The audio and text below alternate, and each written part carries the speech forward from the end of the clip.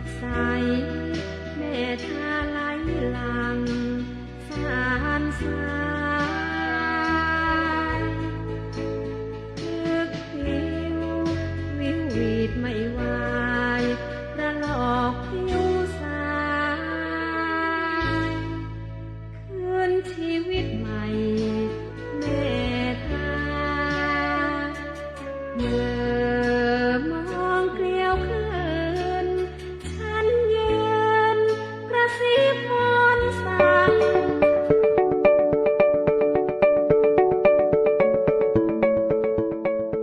ท่านกำลังติดตามสถานีวิทยุกระจายเสียงแห่งประเทศไทยจังหวัดลำพูนระบบ FM ความถี่ 95 เมกะเฮิรตซ์ จากนี้ไปสถานีร่วมกับสันนิบาตเทศบาลจังหวัดลำพูนเสนอรายการ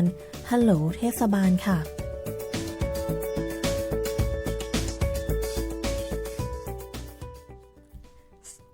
ค่ะสวัสดีเจ้าสวัสดีพ่อแม่พี่น้องเจ้าหลับปูนนะคะยินดีต้อนรับเข้าสู่รายการฮัลโหลเทศบาลนะเจ้าซึ่งจัดโดยสันนิบาตจังหวัดหลับปูนนะเจ้าซึ่งออกอากาศทุกวันพุธนะคะตั้งแต่เวลา 8 โมงเช้าเป็นต้นไปเลยเนาะแล้ววันนี้นะคะเราเดินทางมาไกลเจ้าจากเทศบาลตำบลลีเนาะวันนี้มาปะพี่น้องเจ้าหลับปูนแล้วก็พี่น้องใกล้เคียงนะเจ้าก่อนอื่นนะเจ้าต้องขอแนะนำนะคะสำหรับแขกรับเชิญวันนี้เนาะที่ป่ามารู้จักกันเนาะก็คือท่านแรกนะคะจะเป็นท่านนายกนะคะเทศมนตรีตำบลลีนั่นก็คือท่านธราเทพปันทวันนะเจ้าสวัสดีครับค่ะแล้วก็ท่านที่2นะเจ้าจะเป็นหัวหน้าฝ่ายแผนงานและก็งบประมาณของเทศบาลตำบลลีนะเจ้าพี่สาวณัฐมนต์สิงห์กำเจ้าสวัสดีเจ้าสำหรับการเดินทางมาอู้กันในวันนี้นะเจ้าเขาจะอู้กันแบบสบายสไตล์วิสาเนี่ยเจ้าซึ่งวันนี้เนาะอย่างที่บอกนะคะว่าเทศบาลตำบลลีของเฮานำโดยท่านนายกธราเทพเนี่ยเปิดเดินทางมาอู้วันนี้ท่านนายกเกริ่นสักหน่อยเจ้าว่าเทศบาลตำบลลีของเฮาเนี่ยเป็นมาอย่างใดแล้วก็มีแหล่งท่องเที่ยวอะไรอย่างจะใดพ่องเจ้าครับก็ขอเกริ่นนำสักหน่อยนะครับเนาะเทศบาลตำบลลีนะครับมีพื้นที่รับผิดชอบทั้งหมดประมาณ122ตารางกิโลเมตรนะครับเป็นพื้นที่เล็กๆที่มีหมู่บ้านในการดูแลของเทศบาลตำบลลีมีอยู่13หมู่บ้านนะครับประกอบไปด้วยหมู่1นะครับบ้านไวนาลินนะครับหมู่2บ้านนากลางนะครับหมู่3บ้านปูส่วนหมู่4นั้นจะไปอยู่ที่เทศบาลวังดินนะครับก็จะเป็นหมู่5บ้านหอมต้อ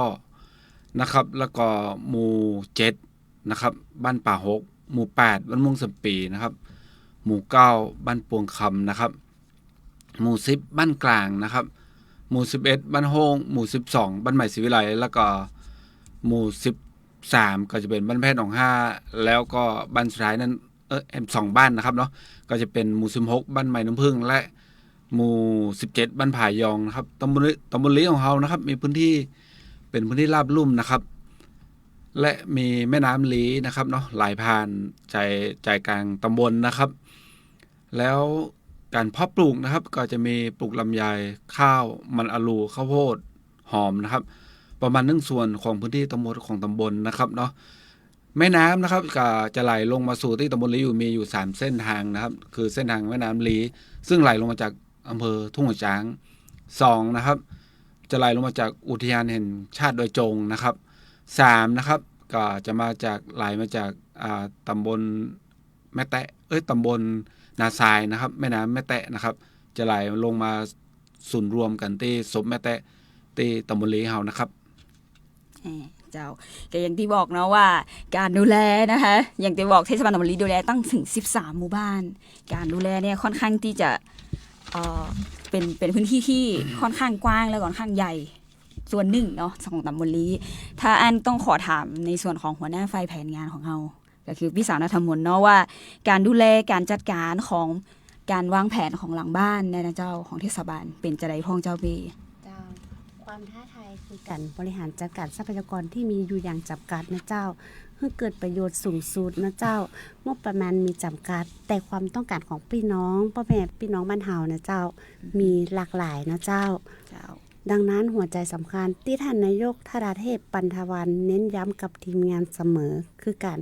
มีส่วนร่วมและความคุ้มค่าเจ้าตามนโยบายของท่านนายกนะเจ้าที่นำโครงการมาบรรจุลงในแผนพัฒนาท้องถิ่นเนี่ยต้องผ่านกระบวนการประชาคมของหมู่บ้านทุกหมู่บ้านนะเจ้า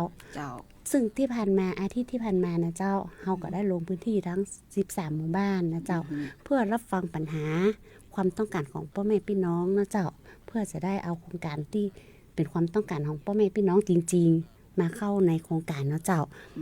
เจ้า เพื่อที่พี่น้องทั้ง13หมู่บ้านจะได้รับประโยชน์สูงสุดและเท่าเทียมกันเจ้า อ๋อฟังแล้วก็อุ่นใจเนาะถือว่า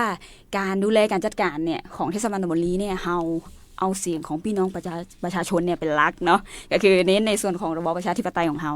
ถ้าอันนะคะหลังจากที่เฮาฟังเสียงของพี่น้องชาวบ้านมาแล้วนะคะตอนนี้ค่ะนายกเฮามีโครงการอย่างที่วางแผนไว้นะคะหรือว่าเป็นโครงการที่เป็นโฮงน้ำเนี่ยคือกับพี่น้องชาวบ้านพ่อนะเจ้าตอนนี้จ้ะ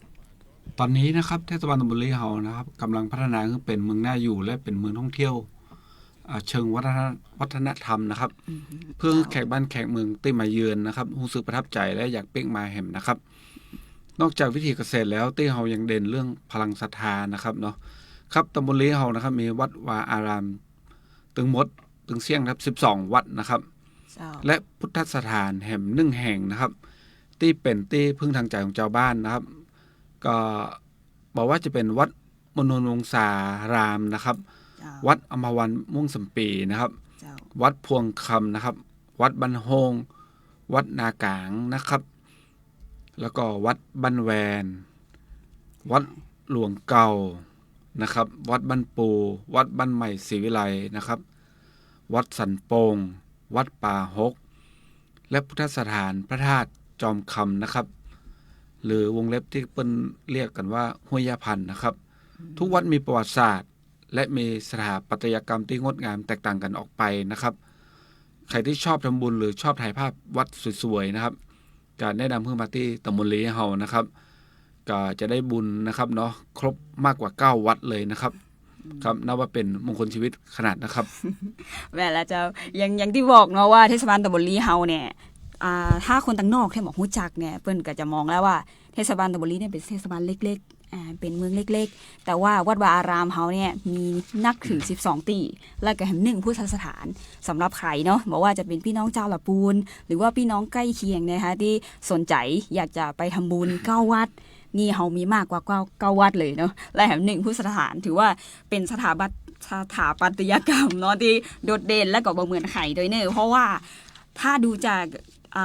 พื้นที่ของเฮาเนี่ยค่ะวัดที่เฮามีอยู่ทั้ง12ตีเนี่ยแต่ละที่เนี่ยโอ้โหเจ้าว่าแต่ละท่านนี่ถือว่าพัฒนาวัดเนี่ยยังสวยงามเนาะแล้วก็ที่สำคัญนะคะเป็นวัดพื้นที่เทศบาลตำบลลีของเฮาอะค่ะมีวัดที่เป็นเจ้าคณะอำเภอโตยเนาะซึ่งเป็นที่เพิ่นของว่าเป็นบุคคลที่เคารพนับถืออย่างมากของอำเภอลีเลยนะเจ้าใจกับเจ้าถ้าอันเดวขอถามในส่วนของแผนห้องในส่วนของวัดวาอารามอย่างที่บอกว่ามีถึง12แห่ง12ตีและแห่ง1พุทธสถานในส่วนของการจัดสรรงบประมาณนะคะหรือว่าการสนับสนุนทางด้านวัฒนธรรมและก็การพัฒนาแหล่งท่องเที่ยวอยู่อย่าค่ะตอนนี้ของเฮาเป็นจะได้พ่องกับเจ้าเพื่อที่จะต้อนรับแขกบ้านแขกเมืองเนาะอย่าเจ้าปีนัทมนเจ้าในส่วนแผนงานและงบประมาณนะเจ้าเทศบาลเฮาถือว่าวัดเป็นศูนย์กลางของหมู่บ้านนะเจ้างบประมาณส่วนหนึ่งถูกจัดสรรลงไปเพื่อสนับสนุนประเพณีวัฒนธรรมของทุกวัดอย่างเท่าเทียมกันนะเจ้าทั้งการปรับปรุงภูมิทัศน์การจัดงานประเพณีต่างๆการประชาสัมพันธ์ที่เฮาบรรจุเรื่องกันท่องเที่ยวเชิงวัฒนธรรมนะเจ้าไว้ในแผนพัฒนาในแหล่งท่องเที่ยวเพื่อให้วัดตั้ง12แห่งของเฮานะคะเจ้ารวมถึงพุทธสถานวัดพระธาตุจอมคำเป็นที่รู้จักของคนท้องถิ่นอื่นเจ้าแล้วก็ที่อื่นตัวเนาะเนาะตัวเจ้าแม่นเจ้าเพราะว่าเฮาพร้อมแล้วตอนนี้เฮาพร้อมแล้วเฮาพร้อมขนาดเลยว่าอยากให้เปิ้นมาแอลตามบริของเฮาเนาะอย่างที่บอกเนาะในส่วนของแผนเนี่ยอย่างที่ปีบอกว่าเฮาพร้อมที่จะสนับสนุนแล้วก็ดูแลแล้วก็รวมถึงอย่างที่บอกเนาะว่าวัดเนี่ยเป็นศูนย์กลางของพี่น้องชุมชนเวลามีการมีงานอย่างก็เฮาก็จะเอาวัดนั่นแหละเป็นหลักที่ถูกต้องกับเจ้าส่วนหนึ่งก็คือพัฒนาแน่นอนแต่ว่าพิเศษมากๆเลยช่วงนี้มันใกล้ปีใหม่ละนายกเนี่ยเปิ้นก็มีเตรียมพร้อมแล้วว่าปีใหม่ปีนี้นะเฮามีไฮไลท์พิเศษที่จะเชิญชวนพี่น้องชาวจังหวัดลำพูนหรือว่าพื้นที่ใกล้เคียงหรือว่าพี่น้องต่างจังหวัดก็ได้เนาะที่สนใจจะมาแอลลีเพราะว่าลีเนี่ยเดี๋ยวนี้เนอะเฮาบ่ได้มีแค่วัดก็เก่าอย่างเดียวนะคะตอนนี้ตำบลลีของเฮามีเยอะเหมือนกันตอนนี้นายกอยากพาไปแอลจะได้ของเจ้าลองไล่ทำลายมันสักนิดนึงเจ้าครับเดี๋ยวผมก็จะไล่ทำลายไป คร่าวๆนะครับสำหรับปีใหม่เมืองปีนี้นะครับเทศบาลตำบลลีเฮานะครับเตรียมงานไว้ต้อนรับพี่น้องเจ้าจังหวัดลำพูนแล้วก็จังหวัดใกล้เคียงนะครับอย่างยิ่งใหญ่และอบอุ่นนะครับผมขอไล่เรียงกิจกรรมเล็กๆน้อยๆนะครับเริ่มวันที่1 เมษายนนะครับวันนี้นะครับไปจนถึงวันที่5 เมษายนนะครับขอเชิญร่วมอนุโมทนาบุญในพิธีบรรพชาสามเณรและอุปสมบทภาคฤดูร้อนนะครับที่วัดพวงคำนะครับเป็นการสืบทอดพระพุทธศาสนาให้ลูกหลานเฮานะครับแล้วก็หลังจากนั้นกับวันที่10 เมษายนนะครับ2569นี้นะครับก็มีงานบุญใหญ่นะครับส่งน้ำพระธาตุวัดบ้านใหม่ศรีวิไลนะครับเสริมบารมีรับปีใหม่เมืองครับแล้วก็หลังจากนั้นก็จะเป็นวันที่12นะครับเมษายนนะครับครับงานนี้ก็ถือว่าห้ามพลาดนะครับกาดกองเตลนะครับหรือว่าจุดที่มีผ้าเส้นตีโด่งดังในจังหวัดลำพูนหรือว่าในประเทศนะครับเป็นจกหลงลีนะครับเนาะใช่ก็จะมีการกองเตียว1 ลานสร้างสรรค์นะครับก็เริ่มบ่าย3 โมงถึงทุ่ม1นะครับมีตึงของดีชุมชนการแสดงการฟ้อนของกลุ่มสตรีบ้านพวงคำแล้วก็ละอ่อนนะครับเนาะเด็กละอ่อนเยาวชนนะครับมาประกวดร้องเพลงกันม่วนๆนะครับนอกจากนี้นะครับในวันนี้ก็ยังมีการส่งน้ำพระพุทธรูปที่วัดสันโป่งตัวนะครับเจ้าและมีแห่งกิจกรรมนึงครับวันที่13 เมษายนนะครับวันสังฆานล่องนะครับก็ขอเชิญชวนไปส่งน้ำพระพุทธรูปนะครับเพื่อความเป็นสิริมงคลที่วัดบ้านแวนนารินนะครับอันนี้ก็เป็นหมู่1นะครับวัดนี้สวยงามมากครับถ้าท่านได้ไปแล้วท่านจะประทับใจนะครับวัดบ้านนากลางนะครับอันนี้ก็ร่มรื่นนะครับโดยมีต้นโพ2 ต้นอยู่หน้าวัดเจ้าครั้งที่พระบาทสมเด็จพระเจ้าอยู่หัวร.9นะท่านได้เสด็จมาเยี่ยมนะครับปี2519นะครับเจ้าภาพนี้ก็ยังติดตึงแล้วก็ประทับใจในความทรงจำของพี่น้องบ้านนากลางบ้านพายองอยู่นะครับแล้วก็จะมีวัดป่าหกแฮมตี้นะครับและวัดบ้านโฮงนะครับในวันที่13นะครับเป็นการส่งน้ำพระพุทธรูปนะครับแต่ว่ามีถึงตอนเนี้ยเฮาแค่ต้นเดือนนะเจ้ายังถือว่าอัดแน่นเอียดเลยแต่นี่ก็คือถึงวันสังขารล่องและของปีใหม่เมืองเฮาแต่ว่าทีเด็ดมีแหมใจกับเจ้าที่นายกเตรียมพร้อมเลยที่ว่าเป็นวันที่เท่าใดอะเจ้าที่ว่าจะต้อนรับแบบพี่น้องเจ้าจังหวัดลำพูนแล้วก็จังหวัดใกล้เคียงมาแอวอะเจ้าครับทุกปีนะครับเราก็จะได้จัดในวันที่17 เมษายนนะครับถือเป็นงานใหญ่ของตำบลลีเลยนะครับคืองานส่งเสริมศิลปะ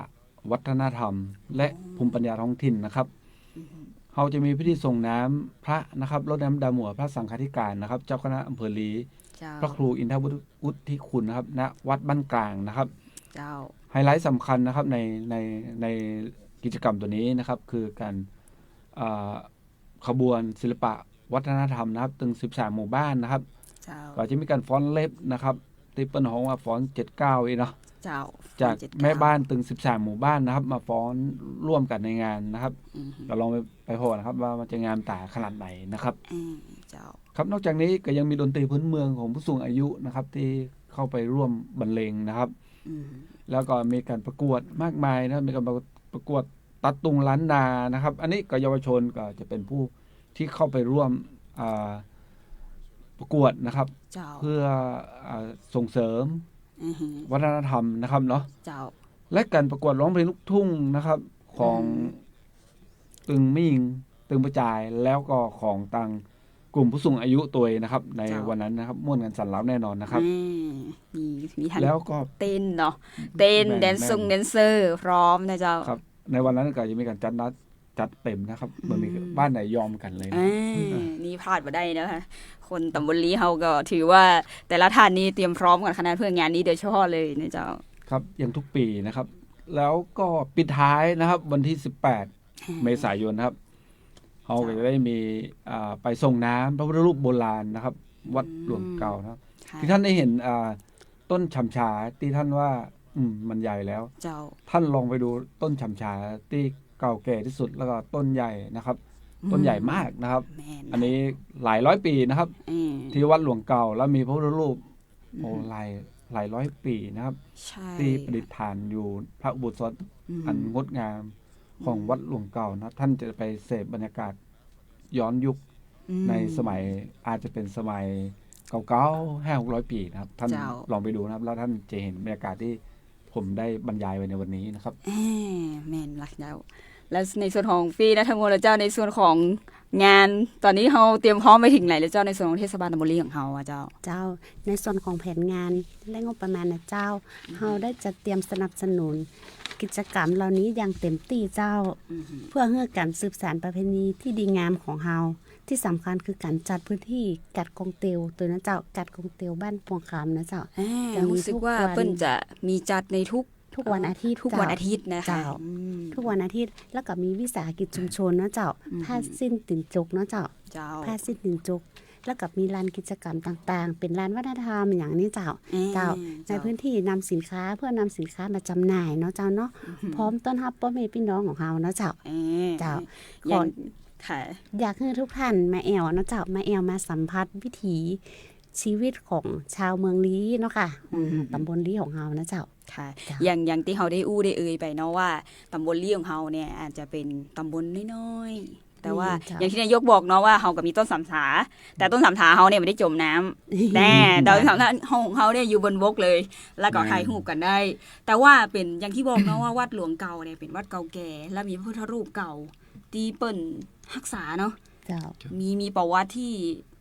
ที่ยาวนานแล้วก็ถ้าจะอู้เนี่ยวันนี้คงอู้บ่จบแม่ก็เลยวันนี้ต้องขอ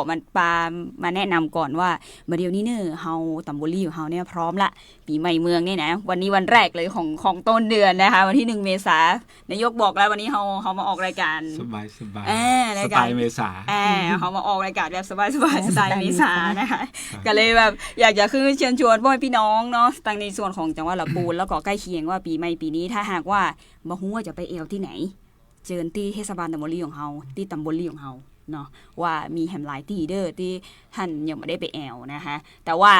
อย่างใดเนี่ยอย่างที่บอกเนาะว่าตำบลลี่ของเฮาเป็นที่เล็กๆการติดต่อกันเข้าดูเข้าชมเนี่ยก็บ่ได้เป็นเรื่องยากผ่านทางเว็บไซต์ของเฮาก็ได้เนาะแต่ขอเรื่องนึงตอนนี้นายกเนี่ยเพิ่นมีเรื่องอยากจะฝากไว้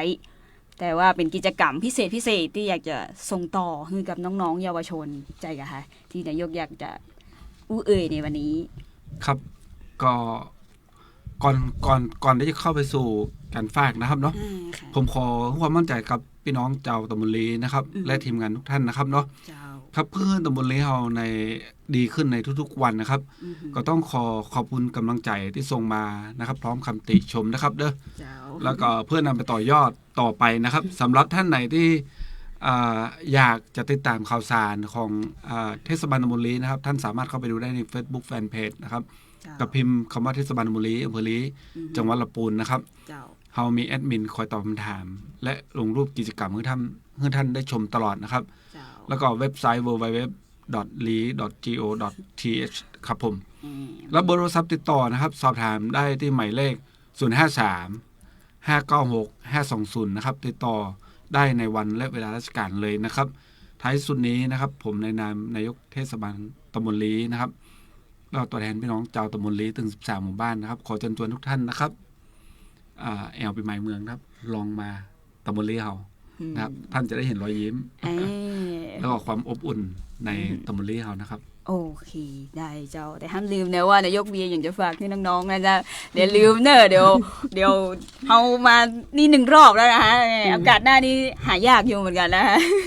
ครับก็อยากจะฝากคนทั้งจังหวัดลำพูนเฮานะครับมีในช่วงสิ้นปีนะครับก็จะมีกิจกรรมของน้องๆซึ่ง10 อบท.เฮาได้ร่วมมือกันนะครับในเรื่องของการจัดแข่งขันลียูลีกนะครับเพื่อมีสนามให้กับเด็กได้แสดงออกห่างไกลยาเสพติดตัวเองนะครับอันนี้ก็ต้องขอบคุณทาง10 อบท.นะครับที่ร่วมกันคิดร่วมกันทำนะครับเนาะเพื่อเยาวชนโดยเฉพาะนะครับก็และแห่งท่านหนึ่งที่อยากจะขอบคุณตลอดนะครับนั่นก็คือท่านประธานสโมสรละมุนวอริเออร์นะครับที่อดีตซีซั่น2เนาะที่ท่านได้อนุเคราะห์ในเรื่องของรางวัลแล้วก็ได้นำนักกีฬาในสังกัดเนาะ เอาไปมอบความสุขไปมอบลายเซ็นไปเป็นแรงเสริมบันดาลใจให้กับเด็กนะครับต้องขอชื่นชมสโมสรลำพูนวอริเออร์ของเราเป็นอย่างสูงยิ่งไว้ในโอกาสนี้ตัวเองนะครับ แม่นค่ะก็ในส่วนของการแข่งขันของลียูลีกที่ผ่านมาทั้ง3ซีซั่นถือว่าได้รับความนิยมจากน้องๆเพิ่มขึ้นทุกปีแล้วก็ตั้งนายกเองแล้วก็นายกทั้ง10อบทที่เปิดให้ความร่วมมือและสนับสนุนนะคะน้องๆเนี่ยเฝ้ารอคอยมากถามมายังเพจ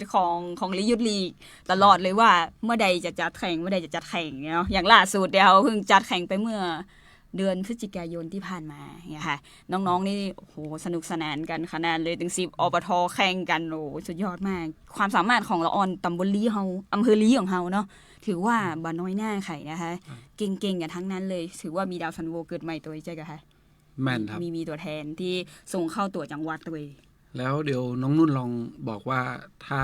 ท่านไหนสนใจเปิ้ลจะต้องติดตามที่ไหนนะครับได้เลยเจ้าสำหรับน้องๆนะคะที่ติดตามในส่วนของการแข่งขันฟุตบอลที่ชื่อว่าลียูลีกซึ่งจะเกิดขึ้นนะคะซึ่งซีซั่น4แล้วนะคะ2027จะเกิดขึ้นเร็วๆนี้แต่อุบไปก่อนว่าจะเป็นเดือนไหนแล้วก็ใครเป็นเจ้าภาพเนาะติดตามได้ทางแฟนเพจของเรานะคะเพจลียูลีกนะคะเป็นภาษาอังกฤษทั้งหมดเลยนะคะเป็นตัว LI นะคะแล้วก็ YOUTH นะคะแล้วก็LEAGUE นะคะลียูลีกนะคะเข้าไปกดไลค์กดแชร์กันได้เลยแล้วก็เข้าไปดูไฮไลท์นะคะซึ่งเราเนี่ยได้ทำไฮไลท์แต่ละนักเตะไว้แต่ละสนามไว้ที่เราแข่งขันเมื่อซีซั่นที่ผ่านมาในเจ้าแต่นิดนึงเนาะพอดีว่าเขามาใกล้ถึงกับเวลาที่จะหมดลงแต่พี่สาวนักธรรมของเขายังไม่ได้ฝากเรื่องราวถึงกับพี่น้องเจ้าจังหวัดลำพูนแล้วก็พี่น้องใกล้เคียงหรือว่าท่านผู้ชมผู้ฟังที่รับฟังอยู่พี่สาวนักธรรมมียังฝากไว้กับเจ้าสำหรับพ่อแม่พี่น้องที่มีข้อเสนอแนะเกี่ยวกับแผนงานหรือการใช้งบประมาณนะเจ้าสามารถเข้ามาแลกเปลี่ยนข้อมูลได้ที่ไฟล์แผนงานและงบประมาณเทศบาลตำบลลีได้เสมอนะเจ้าทางเทศบาลตำบลลีเฮายินดีต้อนรับและพร้อมอำนวยความสะดวกให้กับทุกท่านนะเจ้าแล้วเจอกันที่เทศบาลตำบลลีเจ้าสวัสดีเจ้าอย่างที่บอกเนาะว่าวันนี้เฮามาแบบรวดเร็วทันใจ เดินทางมาไกลเดินทางมาไกลจากลีนะคะการเดินทางจะเข้ามาถึงที่นี่ก็โอ้ใช้เวลานิดนึงนะคะก็เวลาที่เฮามีปากาศเนี่ยอาจจะน้อยแต่สำหรับใครนะคะที่สนใจที่จะติดตามหรือว่าเข้าไปอู้ไปจ่าหรือว่าสอบถามอะไรอย่างหลายๆอย่างทั้งที่พักเนาะแหล่งท่องเที่ยวของตำบลลีเนี่ยค่ะสามารถเข้าไปได้เลยอย่างที่นายกมันบอกก็คือเข้าไปที่ Facebook ของเฮาซึ่งจะมีเจ้าหน้าที่เนี่ยคอยดูแลแล้วก็ตอบคำถามเพื่อตลอดผ่านทางFacebook ที่ชื่อว่าเทศบาลตำบลลีอำเภอลีจังหวัดลำพูนนะคะอันนี้เข้าไปกดไลค์กดแชร์กันได้เลยเนาะมีถึง Facebook ที่เพิ่มเพื่อนแล้วก็เป็น Facebook Fanpageนะคะแล้วก็เข้าไปกดเข้าไปติดตามผ่านทางเว็บไซต์ก็ได้อย่างที่นายกบอกเนาะ www.li.go.th นะคะหรือว่าสอบถามรายละเอียดเพิ่มเติมได้เลยที่053-596-520เบอร์นี้นี่รับสายตลอดแต่ต้องเป็นวันและเวลาราชการนะเจ้าแต่ส่วนเพจนี่เขารับแน่นอนอย่างน้อยนะคะสำหรับวันนี้เนาะต้องขออนุญาตจากลาพี่น้องชาวจังหวัดลำพูนแล้วก็พื้นที่ใกล้เคียงนะคะถ้าหากว่าวันนี้เนาะอาจจะอย่างคิดไปนะคะหรือว่าบาจับยามหรือว่าบาถูกบาต้องอย่างก็ต้องขอสุมาอภัยตัวแล้วก็อย่างใดนะคะก็ต้องวันนี้นะคะก็ต้องขอบคุณท่านนายกธาราเทพเนาะฟันทวันนะเจ้าแล้วก็พี่สาวณธมนต์สิงห์กำเนาะหัวหน้าฝ่ายแผนงานและก็งบประมาณของเทศบาลตำบลลีในเจ้าที่วันนี้อุตส่าห์มานั่งกันเนาะถึงแม้เวลาจะมีน้อยเดียวนะคะเอาเป็นว่าสำหรับวันนี้ในเจ้ารายการฮัลโหลเทศบาลเนาะที่จัดโดยสันนิบาตจังหวัดลำพูนนะเจ้า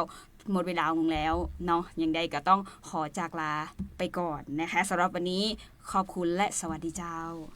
สวัสดีเจ้า